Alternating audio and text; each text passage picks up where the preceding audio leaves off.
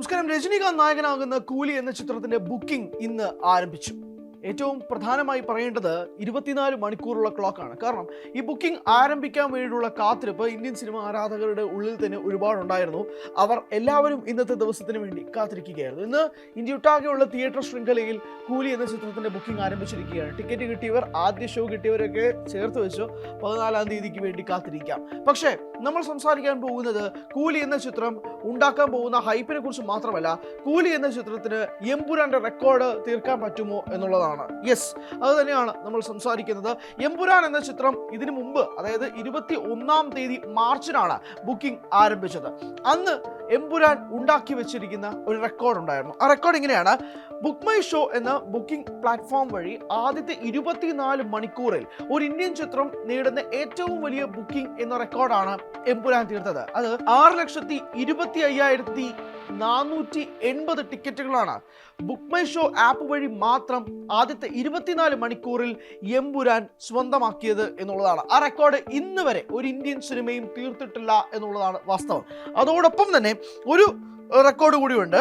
ഒരു മണിക്കൂറിൽ ഏറ്റവും കൂടുതൽ ടിക്കറ്റുകൾ വിറ്റ റെക്കോർഡും എമ്പുരാനാണ് ഉള്ളത്. 96,000 ടിക്കറ്റുകളാണ് എമ്പുരാൻ ബുക്ക് മൈ ഷോ വഴി ആപ്പ് വഴി ഒരു മണിക്കൂറിൽ മാത്രം വിറ്റത് എന്നുള്ളതാണ്. അങ്ങനെ 24 മണിക്കൂറിലാണ് 6,25,000 എന്ന റെക്കോർഡ് കൂടി എമ്പുരാൻ തീർത്തത്. എത്രയോ വമ്പൻ സ്റ്റാറുകൾ ഇന്ത്യൻ സിനിമ ഇൻഡസ്ട്രിയിലുണ്ട്. അതിൽ ഏറ്റവും പ്രധാനപ്പെട്ട ഒരു സ്റ്റാറാണ് രജനീകാന്ത്.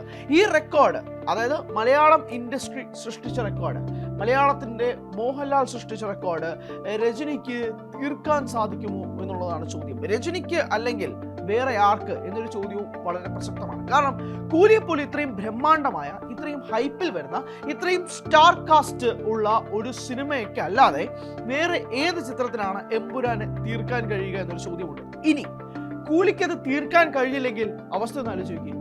മോഹൻലാൽ എന്ന ഒരൊറ്റ വ്യക്തി കൊണ്ട് മാത്രം ഈ റെക്കോർഡുകൾ എമ്പുരാൻ സ്വന്തമാക്കിയപ്പോൾ മറുഭാഗത്ത് രജനിയും, ലോകേഷ് കനകരാജും, ആമിർ ഖാനും, ഉപേന്ദ്രയും, നാഗാർജുനയും, സൗബിനും, പൂജ ഹെഗ്ഡെയും, ശ്രുതി ഹാസനും, സത്യരാജും അടങ്ങുന്ന വമ്പൻ താരനിരയ്ക്ക് പോലും മോഹൻലാൽ ചിത്രത്തെ തൊടാൻ കഴിഞ്ഞില്ല എന്ന റെക്കോർഡും കൂടി വരും.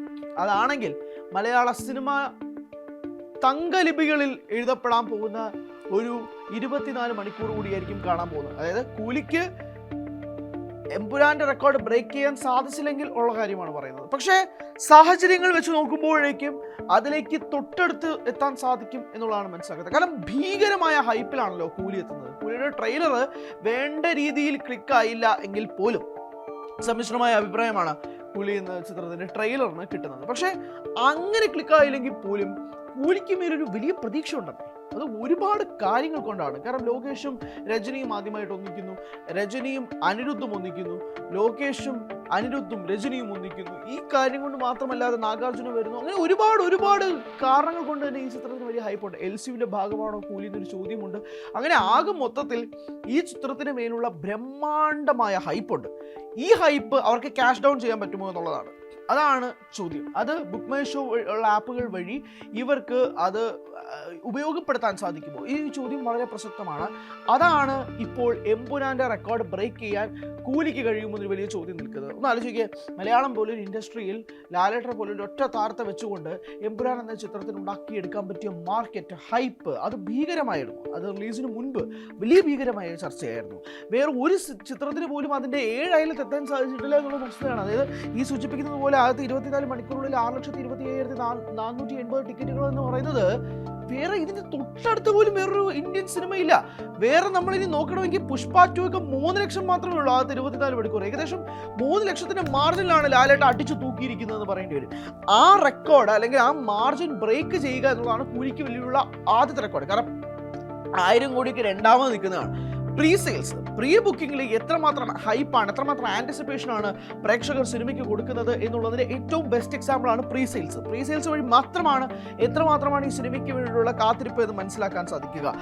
ആ കാത്തിരിപ്പ് എങ്ങനെയായിരിക്കും ലോകേഷിനും രജനിക്കും ബോക്സ് ഓഫീസിൽ കൊണ്ടുവരാൻ സാധിക്കുക? ഈ റെക്കോർഡിന്റെ 7 അയലത്തെങ്കിലും, അതായത് എമ്പുരാനിലൂടെ മോഹൻലാലും പൃഥ്വിരാജും തീർത്ത ഈ റെക്കോർഡ് ഇത്രയും വലിയ സ്റ്റാർ കാസ്റ്റിൽ ഇന്ത്യൻ സിനിമയിലെ പ്രധാനപ്പെട്ട താരങ്ങളെയൊക്കെ വെച്ചുകൊണ്ടൊരു സിനിമ ഒരുക്കിയിരിക്കുമ്പോൾ നിങ്ങൾക്ക് അതിന് 7 അയലത്ത് എത്താൻ സാധിക്കുമോ എന്നാണ് ചോദ്യം. അതെത്താൻ സാധിച്ചില്ലെങ്കിലാണ് മലയാളത്തിന്റെ മോഹൻലാലിന് എത്രമാത്രമാണ് ബോക്സ് ഓഫീസിൽ പിടിപാടുണ്ടെന്ന് പറയാൻ പറ്റുക. അവിടെയാണ് മലയാള സിനിമ തങ്കലിപികളിൽ എഴുതപ്പെടണം എന്ന് ഞാൻ പറയാനുള്ളൊരു കാരണം കൂടിയുണ്ട്. സോ കാത്തിരിക്കാം. അടുത്ത 24 മണിക്കൂറിനുള്ളിൽ പ്രധാനപ്പെട്ട എന്റർടൈൻമെന്റ് ഇൻഡസ്ട്രിയിൽ തന്നെ ഏറ്റവും പ്രധാനപ്പെട്ട മണിക്കൂറുകളാണ് ഇനി കടന്നു വരാൻ പോകുന്നത്. അതിന് കൂലി എന്ന ചിത്രത്തിന് എംപുരാന്റെ 7 അയലത്ത് എത്താൻ സാധിക്കുമോ? ചോദ്യം വളരെ പ്രസക്തമാണ്.